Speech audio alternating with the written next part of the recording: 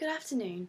My name is Tiffany Pieper, and today's focus will be on a research topic on women's autonomous and controlled motivation to exercise and their perceived body image. Before I begin, here is an outline of the presentation. An introduction will be given, followed by the methods conducted, the results of the dataset, the discussion on the findings, and finally a summary of the report. There are many internal and external influences that determine the purpose and motivation women have to exercise.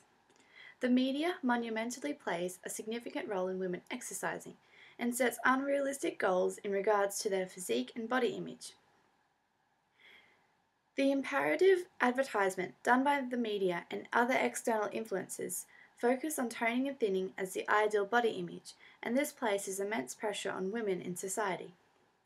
Due to the negative impact from the external aspects, most women justify their appearance based on the evaluations of the spectators and results in body image dissatisfaction. Internal influences such as self-efficacy and positive perceived body image builds confidence and motivation, resulting in healthy dieting and weight management. However, these benefits only take place when the psychological well-being is in a positive state. Women that long to achieve desirable body image outcomes should focus their exercise routine on autonomous behaviours, that is, enjoying the activity, and being self-determined to be successful, rather than to change appearance. Women who are autonomously motivated to exercise are not affected by social evaluation and are content with their appearance. There is, however, manipulation that occurs from the media and tricks women who are less content with their appearance that they will never be perfect, and this results in the desire to achieve a fit and thin physique. This brings me to the hypothesis which states that there is a significant difference between autonomous and controlled motivation to exercise in women, and that these impact their perceived body image. In the present study, the focus was turned towards a treatment self-regulatory questionnaire, TSRQ, which analysed female motivational characteristics in exercise participation through autonomous, controlled, and amotivational subscales. An independent t-test was incorporated in the study design. The dependent variables included the questionnaire, as it remained consistent throughout the whole process. The response to the questionnaire from the female participants was deemed as the independent variable, as these responses always changed. 30 female participants enrolled in the Central Queensland University Applied Exercise and Sports Psychology subject participated in the questionnaire. Each participant read and understood the confidentiality policy developed by the Ethics Committee, that any confidential information given will be kept private and would not be used for any other purposes besides the online questionnaire. The 30 participants completed the questionnaire, which assessed motives for smoking, participating in healthy diets, involvement in regular exercise, and finally, alcohol use. The demographic information, age, body height, body weight, relationship status, current state residing in, yearly income, sport participation, and smoking status were collected and recorded along with the results from the questionnaire in an Excel document. Within a second Excel spreadsheet, the demographic information and the motives for regular exercise were recorded. A color-coding system was incorporated to distinguish which questions assessed autonomous, controlled, and amotivation behaviors. Within a third Excel spreadsheet, the relevant data, demographic information, and motives for regular exercise were recorded, and the questions for motives for regular exercise subscales were split into autonomous, controlled, and amotivational categories based on their color coding, and the amotivational results were removed from the dataset. A fourth spreadsheet was created, and the demographic information, age, height, and weight, along with the summarized motives for regular exercise, were recorded prior to any statistical analysis.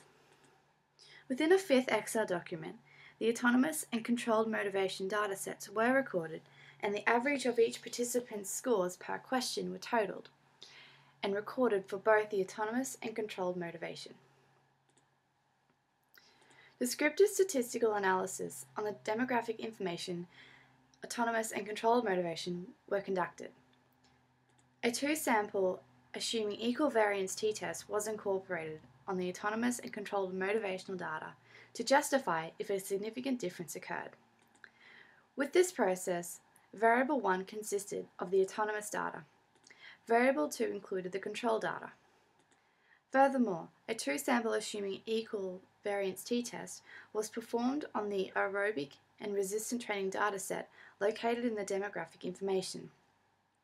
This was to determine if a significant difference occurred between autonomous and controlled motivation to exercise in those who did and did not participate in weekly aerobic and resistance training.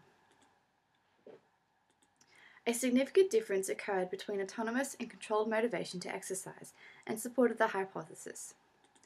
A significant difference also occurred between autonomous and controlled motivation to exercise and those who participated in weekly aerobic training. And finally, a significant difference also occurred between autonomous and controlled motivation to attend weekly resistance training.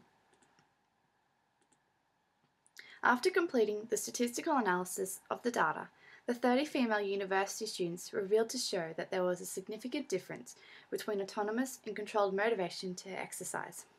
This difference displayed autonomous motivation within the university students' chosen sport, and based off the current research developed by Stanage, Sabai and Loney, these females authorized their own actions, demonstrating complete and personal interest in their activity.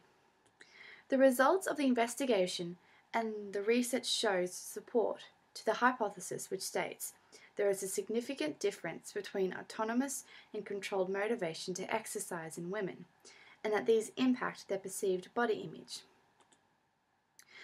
The research above indicates that these university students are self-content with their appearance, and this is supported by Russell and Cox 2003 research, which highlights that women who are autonomously motivated to exercise are not affected by the social evaluation and are content with their appearance.